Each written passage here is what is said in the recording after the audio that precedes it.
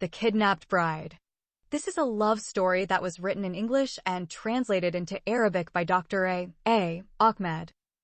Copyright. All rights are reserved. No part of this book may be reproduced, stored in a retrieval system, or transmitted in any form or by any means without the prior written permission of the author except by a reviewer who may quote brief passages in a review for print in a newspaper, general magazine, school journal, or university article. All the characters in this book are fictitious and any resemblance to actual persons, living or dead, is merely coincidental. Chapter 20. The Sudanese Slave Girl. Immediately, the Hambadi Wad Mahira dragged Olivia with him and fell flat on his face. His eyes, like those of a cornered cobra, scanned the area looking for escape. He saw that his men were hit by bullets and they fell off the backs of their camels. From the angle of their fall, he was able to determine the direction from which the bullets were fired. He used his hands and feet to kick the sand. In a fraction of a minute, he created enough dust to hide himself and the captive Azanda girl from the shooter's eyes. Malwal hesitated to shoot at the dust for fear that he would kill his girlfriend instead of the dangerous highway robber. He expected Olivia to pull out her gun and force the Hambadi man to surrender. Then the dust settled. Still hidden, Malwal saw Wad Mahira riding his camel as fast as the wind. He also saw Olivia lying on the back of the huge animal. Malwal was unable to know whether his girlfriend was alive, unconscious, or dead, killed by Wad Mahira. The dangerous Hambadi uses her body as a human shield and an impenetrable barrier to protect himself from the shooter's bullets. He pulled her onto his lap, encircling her with his left hand, which was also holding the camel's rope. Wad Mahira rides his camel and drives it at amazing speed while sitting backward. His right hand shoots and at the same time holds the captive girl Olivia. His hand holds his machine gun, which showers Malwal's hideout with many bullets. The American groom could not believe his eyes. There's nothing to do but avoid the hail of bullets. He was unable to leave his hiding place until the sound of the machine gun stopped. When Malwal finally crept out of hiding, the first idea that came to his mind was to mount a camel and chase the runaway camel. He saw Olivia's horses and the Arab prisoner dead in the sand. His mind rejected the idea when he realized that he had no idea how to make a camel kneel. He needed a ladder to climb onto the back of this dinosaur-like beast. He had to run back to his horse, which he had left half a kilometer away. By the time he got to his horse and began riding back to the battlefield, the escaped camel with his captive lover on its back had disappeared from sight. Knight Malwal went in different directions before surrendering. He jumped off his horse, fell to his knees, and began pulling his hair and beating his chest. On that day, he cried for his friend Olivia more than he cried for his lost bride, Ayan, at the international airport in the United States of America. In that isolated desert of poor Savannah, the beloved Malwal continued to cry over his kidnapped lover, Olivia, for an extraordinarily long time. He blamed himself for gambling away the precious soul of the beautiful Azanda girl. He also condemned himself for arriving at the place where Olivia faced the evil Arabs of the Hambada too late. Why did he agree to let her ride and walk in front of him? Why didn't he take the lead and ask her to follow behind? Why did he walk from the place where he left his horse to the place where the Hambada assaulted Olivia and the Arab captive? These questions and many others have been bothering Malwal's troubled conscience for a long time. He held himself responsible for what happened to Olivia. He did not know how deep his love for her was until he lost her. Over the course of the year they spent together in the forest, she became everything to him. Therefore, he decided to dig the earth and return his companion, whether she was alive or dead, captive, at large, free or enslaved. Malwal had no choice but to continue his journey alone to the city of El Fasher. He rode his horse all night and half the next day before entering the city. It was the loneliest and saddest time of his entire life. For the first time, he felt the void that Olivia's absence created in his heart. It's as if he never fell in love with a girl before he met her. He loves Olivia for her beauty, courage, and willingness to sacrifice her life for the married man she loves. She never wavered in her love, even though she knew that the groom, Malwal might leave her when he found his missing bride, Ayan. She does not suffer from the loss of her Arab lover, the Muslim soldier, whom she eventually lost in the south when the rebels killed him, but she only wants her African lover to get what he lost, his dear Dinka bride. His tears are his constant companion on his journey as a defeated soldier who lost the most precious friend in his life, especially when he imagined what the evil man might do to her, including brutal rape and eternal sexual slavery. Before entering the outskirts of the city, Malwal got rid of his horse. He expected that the Islamic police would accuse him of killing someone and stealing his horse. Additionally, he may be arrested for carrying firearms within the city. So, he hid his big gun before entering the city. He kept one small pistol hidden inside his clothes. He has some money with him. First, he must look for a hotel to rent a small room. When the American groom entered the city, he saw a man from South Sudan, so he went to him. The man is limping and paraplegic and appears to be in his late 60s. He reminded him of the kind old African man he met as soon as he crossed the Kenya-Sudanese border and spent the night with him in his dilapidated hut. "Peace, uncle," Malwal said in the Dinka language. The man replied, smiling when he heard Malwal speaking his language. "Peace, my son, O Banjas. I'm a stranger, and I'm looking for a place to rent." Malwal continued walking as he spoke. The Dinka man turned and inspected him from head to toe. "Are you looking for a cheap hotel?" Malwal nodded and said, "How much do they charge per night at this hotel?" The man smiled. He laughed again and replied, "I work as a sweeper, cook, and waiter in that cheap hotel called the African Lacunda. I'll tell the manager to charge you a reasonable rate." "Thank you, my dear uncle. Come with me, sweet young man." The paralyzed man limped a little faster. Malwal has to slow his steps to accommodate the disabled man's pace. Then the man continued the conversation enthusiastically. "Why did you come to this small town? Why didn't you go to the capital city of Sudan? Khartoum is a big city and has many opportunities for young men like you." He waved his withered hand in the air like the staff of the prophet Moses, or the magic carpet of the wind of Aladdin that was about to fly by and land in the triangular capital city. "If you don't want to work in Khartoum, you can find a young, strong Dinka woman working for you." He laughed, leaned closer to Malwal, winked suggestively, and whispered, "You just have to do your sexual duty on the bed at night." The groom, Malwal, was upset by the crippled man's immoral advice. He saw how the old geezer unfairly described a woman's love for a man. He believes that women only love sex and nothing else. He remembered his love for the kidnapped girl, Olivia, and her great sacrifices for him. How can anyone believe that every woman only wants to have sex with a man? Malwal did not have sex with Olivia, but her love for him transcended any physical relationship. The beautiful and sexy Azanda girl asked nothing sexual from him except to stand by his side so that he could find his missing bride, one of the beautiful, captured Dinka women, Ayan. Malwal thought about telling the crippled man about his platonic friendship with Olivia but hesitated. The old man might not believe him if he told him that he had spent more than a year with a beautiful young Azanda girl who was half naked in the forest without having sex with her even once.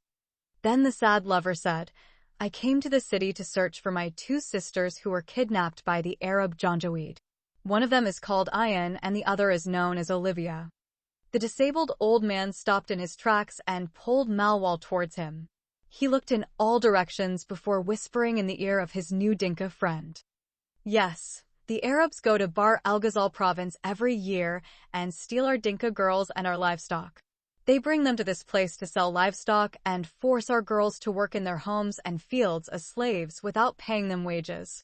Then the old man wrinkled his nose and spat on the ground in disgust. This evil practice of the Arab invaders will soon become outdated. What happened recently in this place has made good people like you and me turn this city upside down. Malwal raised his eyebrows, but when he opened his mouth to reply, the old man waved his hand impatiently and continued. "Yes, we destroyed half of the city because of the accident. Imagine, my good son, that the Khartoum government denies slavery in Sudan, and yet Maulana Abdul Razak Al-Mahdi, the imam of the largest mosque in Al Fashir city, raped one of our Dinka girls, impregnated her without marrying her, and fathered an illegitimate daughter by her. When they brought him to the Sharia court, he said that she was his Jaria girl. The old man stuck out his chest and lowered his voice, imitating the imam when he spoke in court. Mawal frowned in confusion. He asked calmly, "What is a Jaria girl?" The paralyzed man's eyes widened. He stared at Mawal with his mouth open. "Do you not understand the Arabic language?" He shook his head and made a clicking sound with his mouth. Before the Dinka boy spoke, the old man spoke and answered his question. Jaria girl means an unpaid sex slave with whom a man can have sex by inserting his penis into her vagina and fucking her, and then making her pregnant without marrying her. What did the court do to him? Mawal moved closer, trying to hear more clearly. The southern man crossed his arms before answering nothing. Mawal couldn't believe his ears. He spoke with conviction, his voice angry and a little louder than he intended. That means the Islamic Sharia court allows slavery in the city. The old man raised his hand, stepped back, and shouted angrily. Impossible. As long as there are good people like you and me, the Sudanese court, whether religious or secular, cannot allow slavery again in this free country. Mawal pointed to the crippled man and said, "This most likely means that good people like you and me forced the imam of the biggest mosque to release the Dinka slave girl who was pregnant with an illegitimate daughter." At this, the old man hung his head in sadness. There he replied in a soft voice, "Not yet. The pregnant Dinka girl who gave birth to a bint haram still serves in the imam's house as an unpaid slave." Then his face brightened and he continued, "Sooner or later, the criminal court will force the evil imam to release the enslaved Dinka girl so that she can become free. The mayor of the city is a good man like you and me.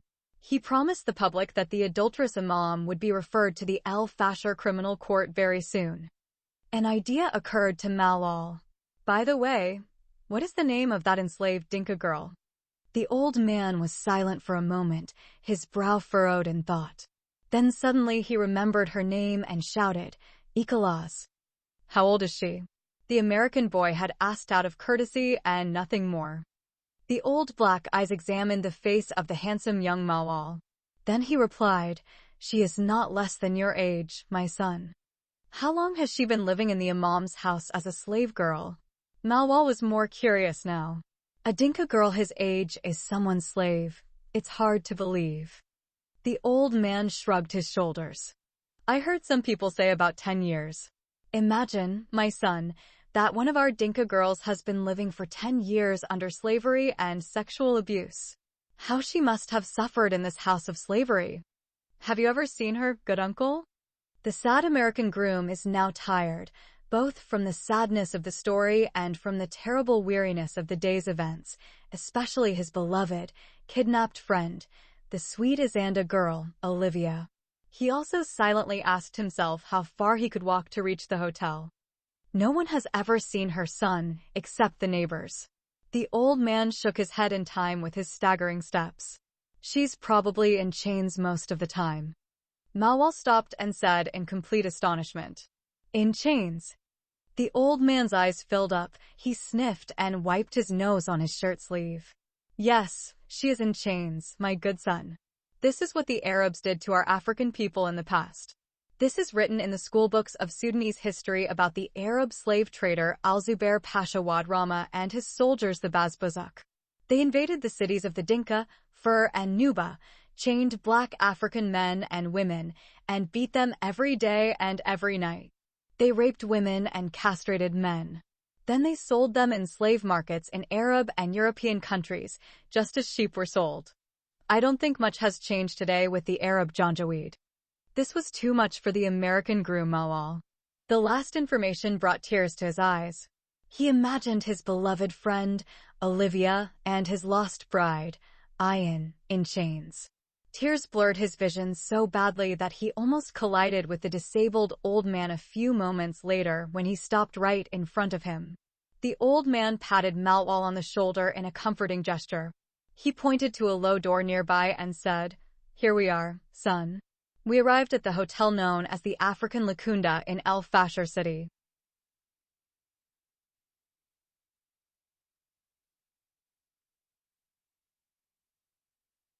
Chapter 21. The high-profile pimp lady, Bint al-Zubair Pasha. Al-Zubair Pasha was the most vile person to walk the face of the earth. He was a Sudanese trader and slave trader who lived in Sudan a century ago. He had slave plantations and trained soldiers.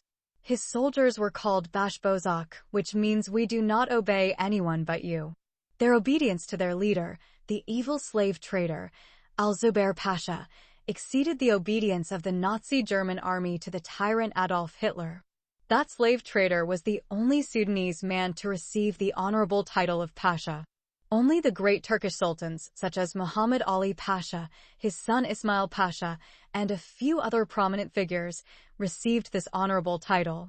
The reason such an evil person has such an honorable title in the history of Sudan is not as worrying as the fact that his evil practice was passed from generation to generation until the Arab Janjaweed inherited it.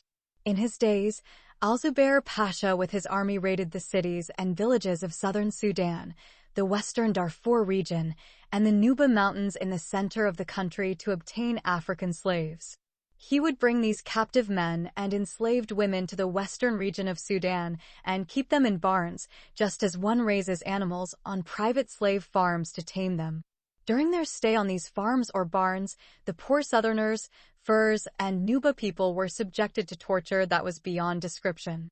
Men were castrated and turned into impotent eunuchs, and women were regularly beaten and gang-raped by Bashbozak soldiers. When Al-Zubair Pasha was sure that those poor people had transformed from ordinary human beings into tortured slaves, he would ship them to global slave markets in North and East Africa, the Arabian Peninsula, Europe, or the Americas. The largest slave market was in Zanzibar, in Kenya today, and from here Africans are called Zanuj or Negroes to this day. A firebrand was used to mark their bodies just like products before they were shipped abroad to slave markets. Even when the British officially abolished slavery in Sudan, Al-Zubair Pasha continued to practice it for an extraordinarily long time. The British forces faced heavy resistance from the Bashbozak soldiers. A century later, what Al-Zubair Pasha did was just a memory of the past, but the evil practice continues in disguise to this day in Sudan. Surprisingly, Al-Zubair Pasha is today considered one of the great heroes of Sudanese history. Also today, one of the famous streets in the capital city of Sudan was named after that evil man, Al-Zubair Pasha Street, and this, to the black African Sudanese, is worse than naming a road in the German capital city, Berlin, Adolf Hitler Street. Anyway, a Sudanese woman claiming to be a descendant of Al-Zubair Pasha had a dream one night. In her dream, she saw her great-grandfather, Al-Zubair Pasha Wad Rama. He spoke to her, gave her his karama or charisma, and ordered her to continue the lucrative slavery trade of impure, maniacal Africans. He reminded her that Islam has not abolished slavery to this day. He said that there is a major branch of study at Al-Azhar Al-Sharif University called the jurisprudence of slavery. He reminded her that the slavery trade was forbidden by the infidel Christian Europeans and by the United Nations, who follow the laws of the Charter of Human Rights that were created by the atheist Western men, and were not a divine revelation like the verses of the Holy Quran and the hadiths of the Prophet Sunnah that permit the slave trade and the possession of the right hand. Possession, who are female slaves. After that, the woman decided to revive the slave trade of her great-grandfather, the brave Arab man, Al-Zubair Pasha. His grandfather is Al-Abbas, the uncle of the Prophet Muhammad. Before she saw the vision, the daughter of Al-Zubair Pasha was working as a fatidiyah, which means she was a pimp lady in a brothel house. She herself was not a prostitute, because it would be a shame for such a noble Sudanese Arab woman to do such a vile practice. She is from the Shakia tribe, some of whom claimed that the Prophet Muhammad was their great-grandfather. She owns about 50 prostitutes. These prostitutes came from different tribes in Sudan. In these brothels and taverns owned by the daughter of Al-Zubair Pasha, one can find all shades of skin, from dark ebony to light ivory. After she had her dream, Al-Zubair Pasha's daughter began trading not only in women's bodies, but in their souls as well. As word spread, other people began to take advantage of the new trade. Hence, one Arab woman revived the slave trade. Within a few years, her only brothel expanded, multiplied, branched out, and became as ubiquitous as the threads of a spider's web. The Janjaweed Muslim invaders and Hambata highway robbers began exchanging captured women with Bint al-Zubair for money. She does not accept stolen livestock or captive men, but only trades cash for beautiful captive young women and underage girls. If the girl is still a virgin, her price will be double. She uses her finger to find out if the girl has a virgin pussy or not. Al-Hambati, the contemporary brave Sudanese hero, Wad Mahira bint Aboud, became a regular resource for this woman. He sold the two kidnapped African girls, Ayan and Olivia, to her. But not every girl who ended up in that woman's brothel was sold. Some girls, especially young Arab women, sold themselves to her. These girls had either become pregnant before marriage as a result of adultery, rape, or incest, or had been caught red-handed committing forbidden sex with their lovers. In each case, they either had to surrender themselves to their fathers or brothers to be slain in honor killings for bringing shame to their families, or flee their homes and become prostitutes. If a girl comes to the brothel of her own free will, she will be placed either in prostitution or in the homemade liquor trade. Making, selling, and drinking alcohol is forbidden throughout Sudan because it is a Muslim country. As soon as she enters that brothel house, society describes her as a fallen woman. Later, even if that girl visited the holy house of God in Mecca, the holy city of Jerusalem in Israel, or the Vatican in Rome, or washed her body in the holy waters of the Ganges Jamna in the city of Benares in India, or repented and became a nun, this mark of shame will never be erased. It's like a permanent henna tattoo or the 666 mark of the beast that people can see etched on her face wherever she goes. This sign of shame is evident in the way she talks, walks, dresses, and acts. Quite simply, she will be a girl free of shame, who will not care about any moral standards of her society, and she can sleep with the devil if he wants to have sex with her and pays her the required price, which is the rate of her pussy for forbidden sex.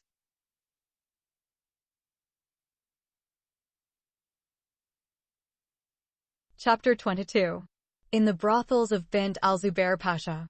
Olivia is not like Ayan. She is a city girl and a well-trained rebel soldier. While training in the jungle with the rebels, she learned how to free herself from the enemy's trap. On that fateful day, the evil Hambati man Wad Mahira bint Aboud hit her on the head with his Kalashnikov rifle and knocked her unconscious. Then he carried her on his shoulders and jumped with her on his camel, then used her body as a human shield to protect him from the bullets of her lover's gun. When she regained consciousness, she found herself in a dark, cave-like hut with no one around her. Her kidnapper wrapped her mouth with a thick cloth of a long turban. Then he pressed her hands and feet together and tied them with strong ropes. She found herself lying on the ground, her body only half covered. She was stripped of her clothes except for her tiny panties. Even her bra was ripped from her big breasts. The bites of hundreds of ants and thousands of mosquitoes torment her naked body.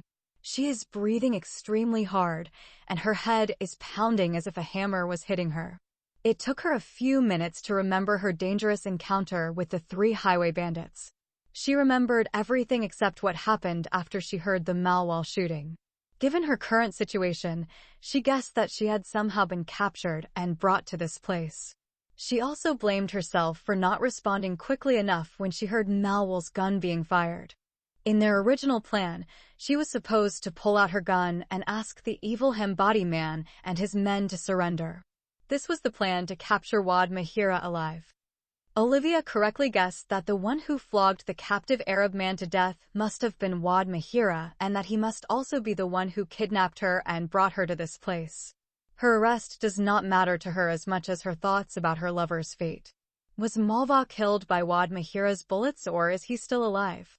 Her worried questions brought hot tears to her beautiful eyes. She decided that she had to get out of this hut and escape from this place. Therefore, Olivia's clever mind began planning a safe escape. It was still dark and late at night when she regained consciousness. She could hear dogs barking nearby. The barking of dogs made her imagine that she was lying in an isolated place inhabited by millions of dangerous brutes. If she can free herself, can she escape from those rabid dogs? How can one man like Wad Mahira provide food for so many pets? Olivia has no idea where she is imprisoned. Wad Mahira had brought her to brothels and bars owned and managed by the pimp lady, Bint Zubair Pasha. More than 24 armed gangsters guard her homes during the day. During the night, more than 50 voracious Sudanese dogs are released to guard the place. The Sudanese dog is not a tame animal. It is as big as a tiger and as dangerous as a lion. The law in Sudan allows the possession of a guard dog. It is common for a thief to be reported killed by the teeth of a night guard dog. The dog does not know anyone at night except its owner. Bint al-Zubair's brothels are surrounded by a high wall of thorny trees. At night, half of those vicious dogs will roam outside the tall fence, and the other half will guard the interior area. This space contains many huts connected to each other like train compartments. In every hut lives a prostitute or a liquor seller. Each girl was warned not to leave her hut at night. Her blood will be on her shoulders if she disobeys orders.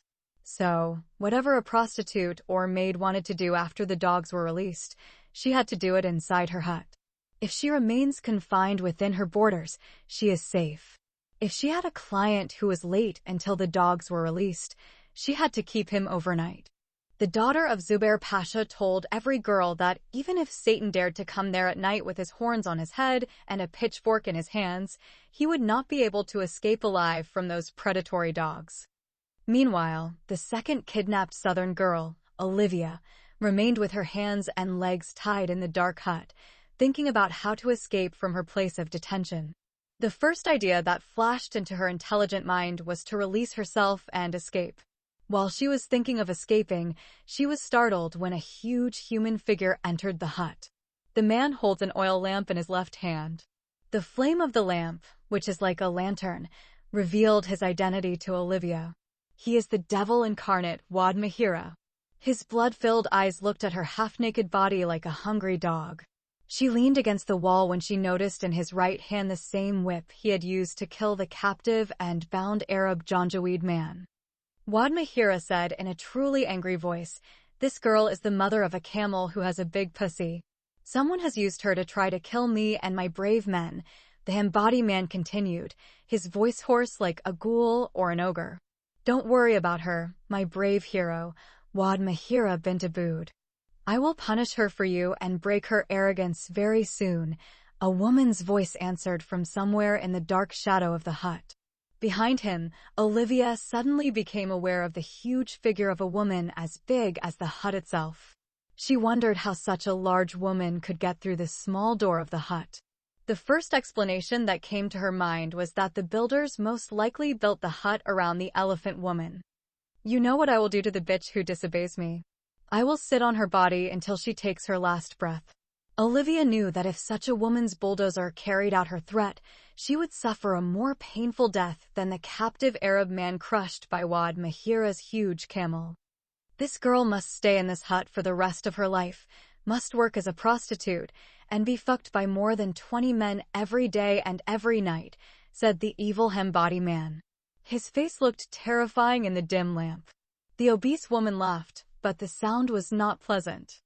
"Since I saw her face and measured her body, I knew what kind of work she was suitable for. She has the perfect sexy body fit for a high-profile prostitute who could seduce the city mayor.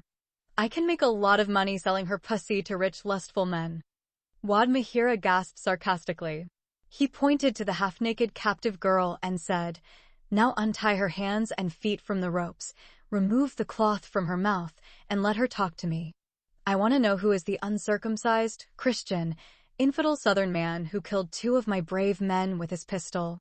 I swear to my grandmother, the brave Sudanese hero, Mahira bint Aboud, that I will not rest until I kill him and burn his unclean body."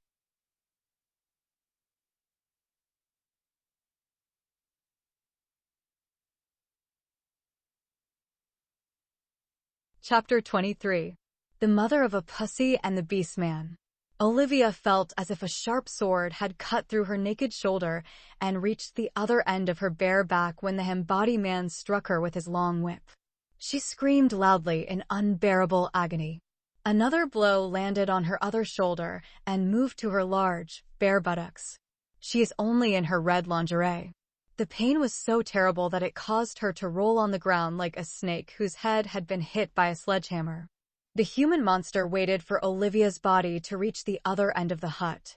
The fucking slut girl, Wad Mahira, was angry, his face red and wet from his fatigue. You wanted to bring shame to my name.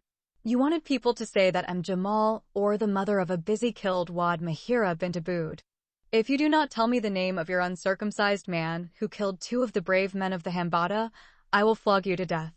As he spoke, he raised his whip again. Olivia knew that the monster meant every word he said, so in order to keep herself alive and carry out her escape plan, she must tell him everything. In a trembling voice that she barely recognized, the Azanda girl told Wad Mahira bint Abood where she met her Dinka lover, Malwal, and what prompted them to come to the western region of Sudan. I know every big hotel and little inn in the city, said the angry man, pointing the dagger at her face with his right hand and the whip with his left hand. He is a left-handed man. If I don't find your sodomite man by tomorrow evening, I will come back here, cut you into little pieces, and burn your remains with fire. Olivia began to tremble and sweat when she felt the sharp edge of the dagger on her throat. The huge monster approached her and breathed in her face. Yes, Jamal, you uncircumcised Southern Christian girl. If I do not kill your infidel man by tomorrow, I will slaughter you instead. Camel means a woman who has a pussy. It is trash language and is usually used as an insult. The founder of Islam, Muhammad, said in one of his misogynistic hadiths that a woman is like a she-camel, and a man can climb on her body and fuck her pussy with his penis or cock. Olivia closed her eyes to block out the wild man's view. She only reopened her eyes when she felt the sharp dagger being lifted from her throat. Then the angry man, Wad Mahira, spoke over his shoulder to the large woman. Now you can leave the daughter of Zubair Pasha. I will stay here until the morning to make sure she never forgets this night for the rest of her life. Wad Mahira had emptied 2 bottles of strong local liquor into his big stomach before falling asleep. Then he fell into a deep sleep and began snoring like a camel. He became very drunk, and this saved the captive Christian girl Olivia from the painful torture of rape by such a brutal Muslim man. He's snoring, his voice like a wolf's howl, as Olivia sets into motion her escape plan. Before he got drunk and fell asleep, he had tied her hands and feet with strong ropes. She is now lying on her face and stomach. Olivia began to push her body with great difficulty towards the oil lamp. The flame of the lantern, like the flame of a candle, continued to burn and illuminate the hut with a dim light. Olivia could still hear the barking of the dogs surrounding the hut. She knew that if she could free herself, she would never dream of venturing out and falling prey to the sharp teeth of those ferocious brutes. Her intelligent mind decided to escape from the dogs as she slowly advanced on the ground.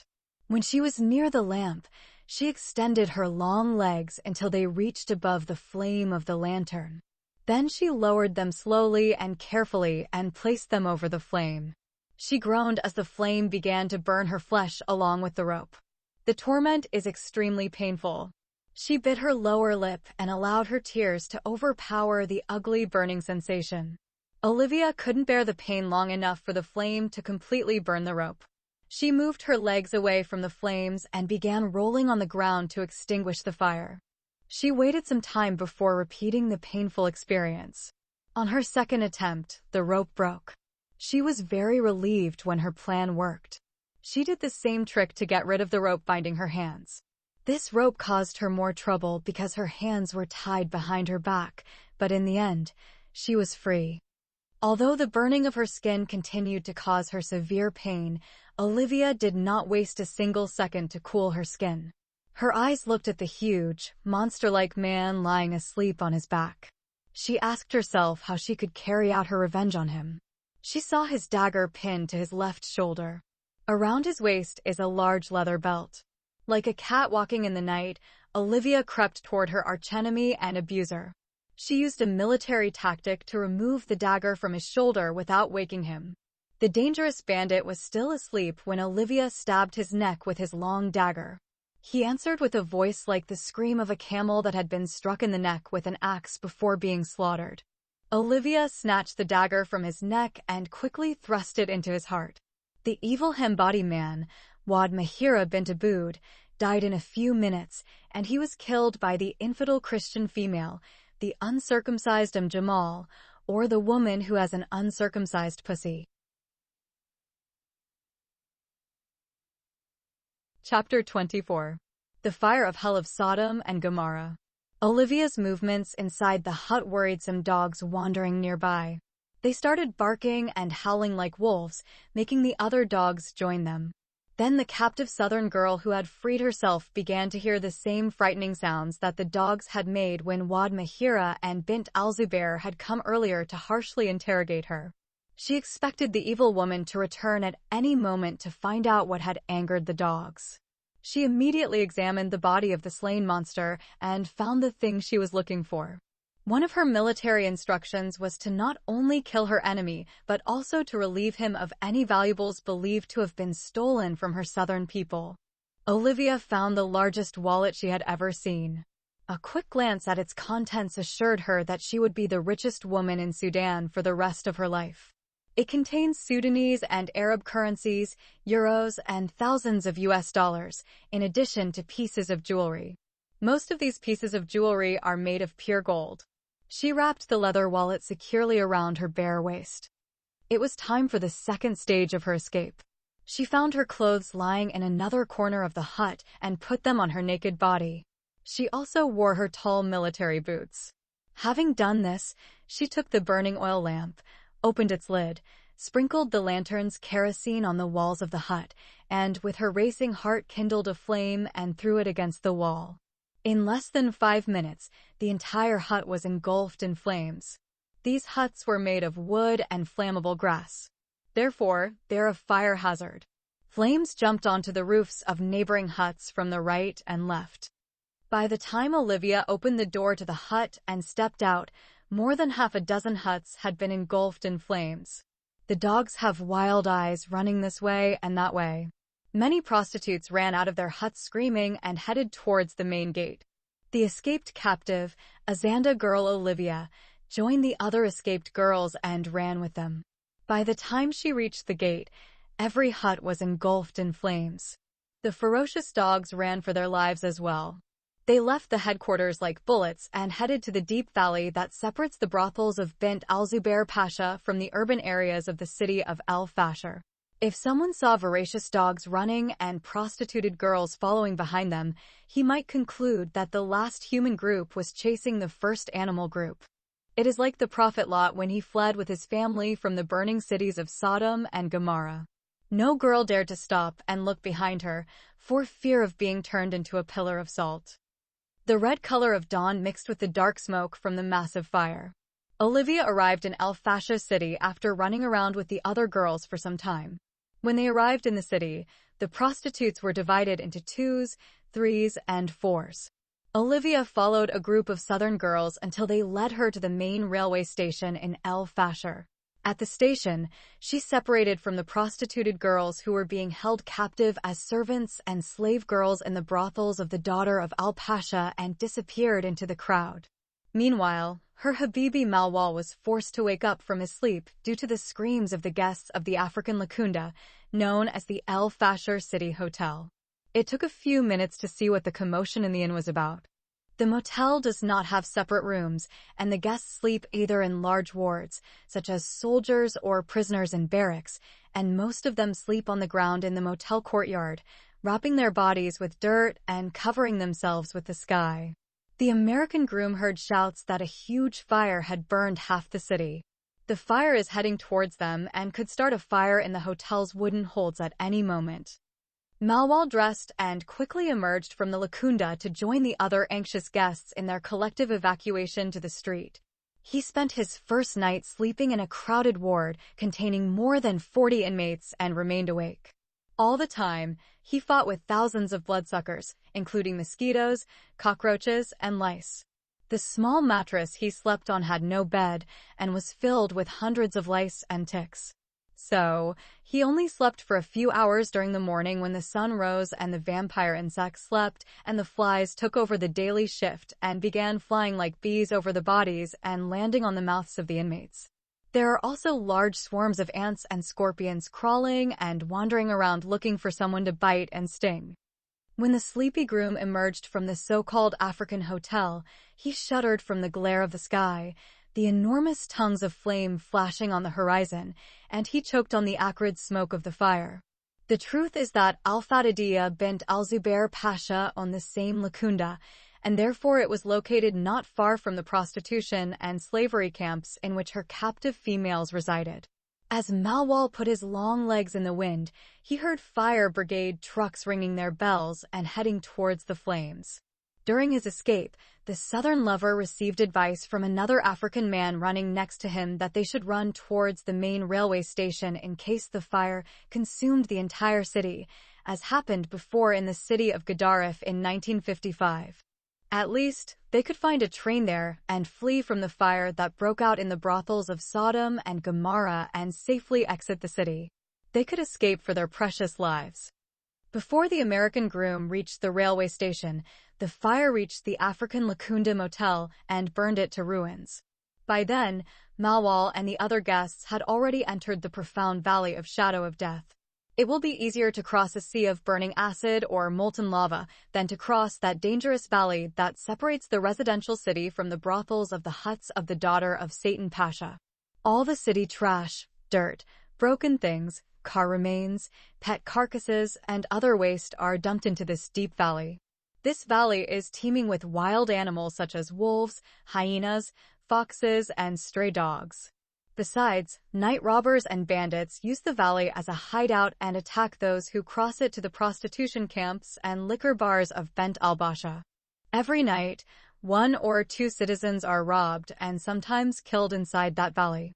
By the time Malwal emerged from the other side of the valley, his feet were bleeding, bruises were all over his body, and his face was scratched by thorny bushes, broken glass, tons of rubbish, skeletal remains, and rotting animal carcasses.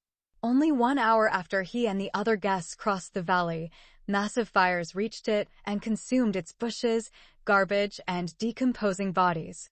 Therefore, hellfire became a blessing for some people, as it riddled the city with piles of garbage, and a curse for others, as it destroyed prostitution camps and huts of homemade liquor. On that day, some of the Shamashas became wealthy, plundering the vast estate of Bint al-Zubair Pasha and stealing many valuables from her brothels and tavern huts where local alcoholic beverages were made. Somehow, the fire brigade was able to put out the fire before it reached the city. At midday, the massive brothel fire, set by the Azanda girl, fleeing traumatic rape and brutal murder, was finally brought under control. Meanwhile, estranged lovers Malwal and Olivia wander aimlessly around the railway station until chance brings them together again. The brave Azanda lover was the one who saw her American Dinka lover sitting alone in a chair with a table in one of the open cafes and surprised him from behind. She quietly slid down and covered his eyes with her hands. She waited, breathless, for him to guess who she was. The boyfriend recognized his girlfriend's loving hands immediately. He jumped up from his seat, and his mouth shouted with joy in his heart, "Olivia." The beautiful Azanda girl jumped into the arms of the handsome Dinka boy, and the two lovers clung to each other as if they had been separated for a century.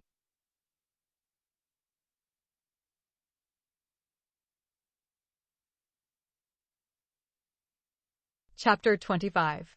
Reconstruction of the brothels of Sodom and Gomorrah. The fire of hell returned the attention of public opinion in the city of El-Fasher from the issue of the enslavement of the adulterous Imam, Abd al-Razak al-Mahdi, of the Dinka girl Iqalaz, to the issue of the prostitution of the wealthy pimp lady, Bint al-Zubair Pasha. Before the fire that destroyed half of its illegal business, people believed she ran brothels and local liquor was forbidden for making, selling, and drinking.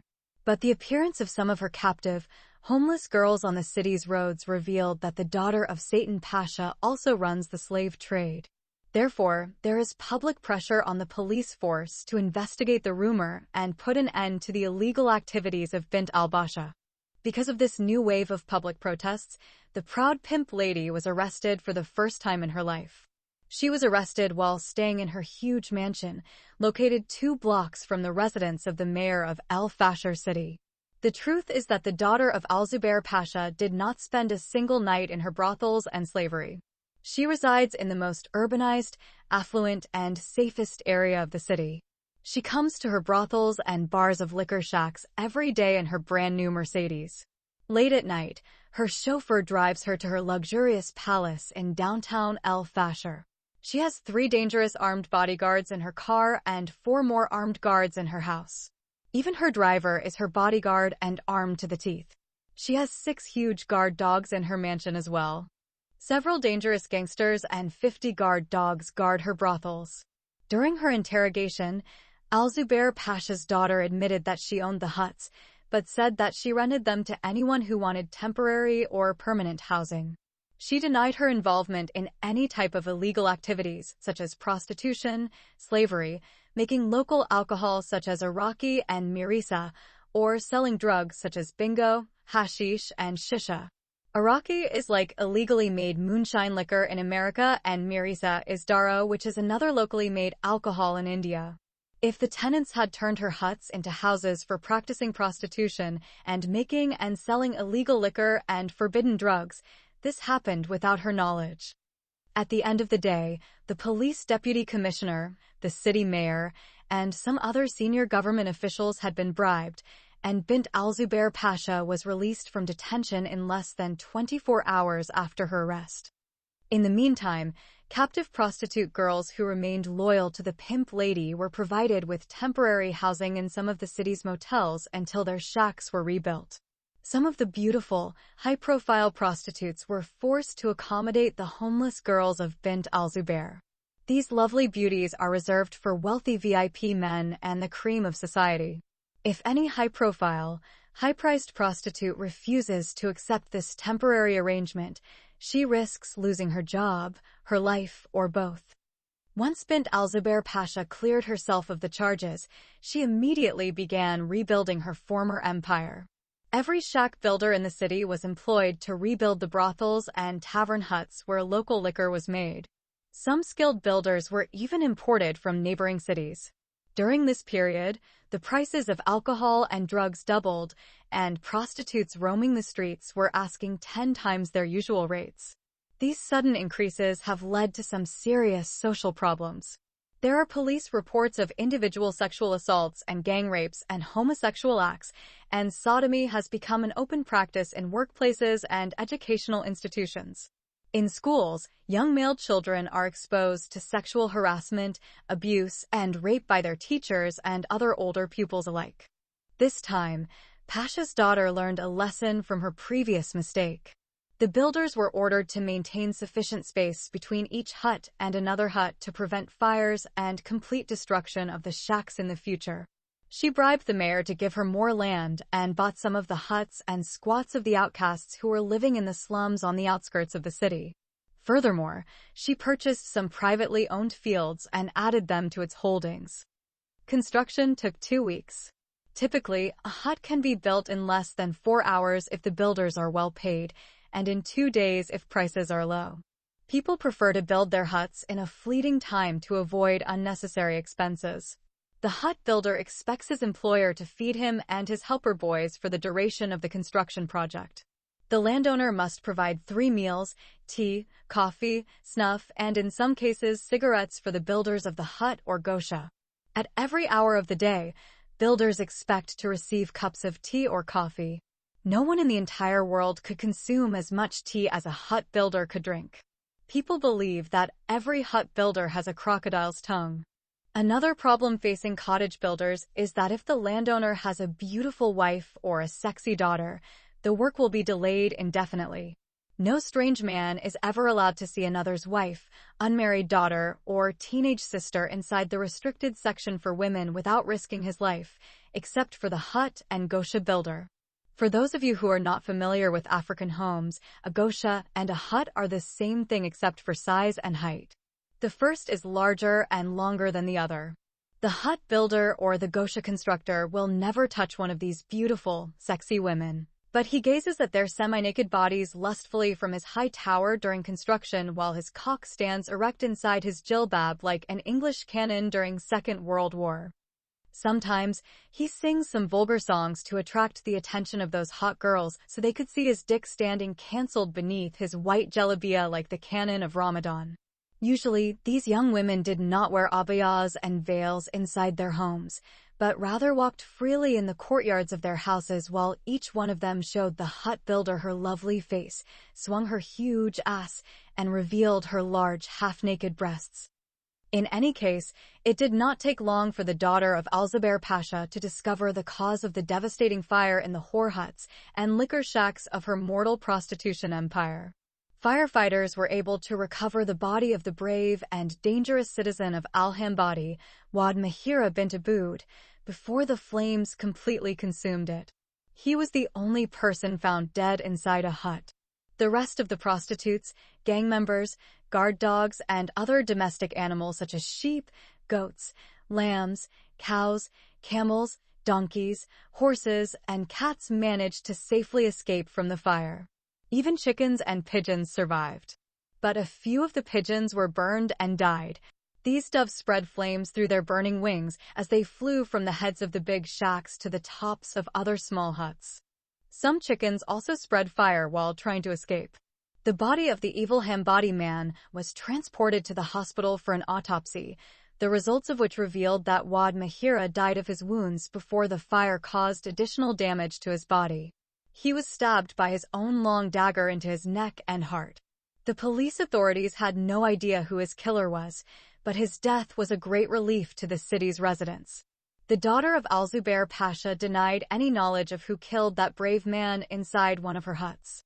She cried in front of the police when she spoke of the heroic, generous, and noble deeds of the greatest Hambadi who ever lived, who was the inspiring hero, Wad Mahira bint Aboud. As soon as the police left her palace, the Pasha's daughter summoned her gang members and told them who was the girl who had killed the brave man, Wad Mahira, set fire to her huts, and destroyed her empire of prostitution and the sale of alcohol and drugs. She promised a reward of £500 million Sudanese pounds and some gold and jewelry to whoever arrested the Azanda girl who killed the brave Al-Hambadi. She gave her search team an accurate description of Olivia and sent them to bring her out of hiding.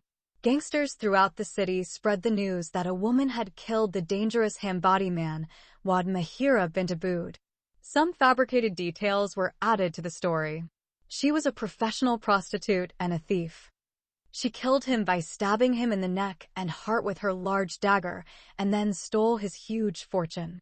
Such information moved at the speed of light and spread like wildfire on a large scale in the regions of Darfur, Kordofan, and the Nuba Mountains until it crossed the Sudanese border and entered the state of Chad. Therefore, everyone in the city of El Fasher, its suburbs, and the regions of western Sudan knew that the dangerous man, Wad Mahira bint Aboud, had been killed by Jamal, a prostitute with a large uncircumcised pussy.